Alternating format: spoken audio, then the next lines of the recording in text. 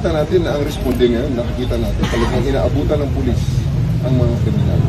Sa Cebu, ganun din ang nangyari. May nakaagaw ng baril, pero responde ang pulis ng mabilis, inabutan niya ng kriminal. Isang nakakalungkot na balita din, incident eh. Napatay din ng kriminal ang ating pulis. It's never a consolation na napatay din natin yung kriminal na nakapatay sa pulis natin. So, the same happening sa movie. So, well, on your question, we are reviewing our procedures. We are also reviewing our mga SOPs para mamitigate ang danger. Kasi totoo talaga yan.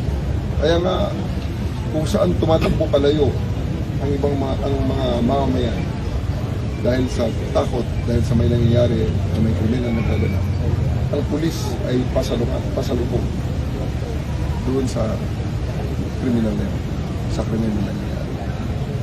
Yan naman ang gusto natin mangyari. Kasi nga, kaya nga responde. Pero of course, ang danger, laging nandyan. We recognize that.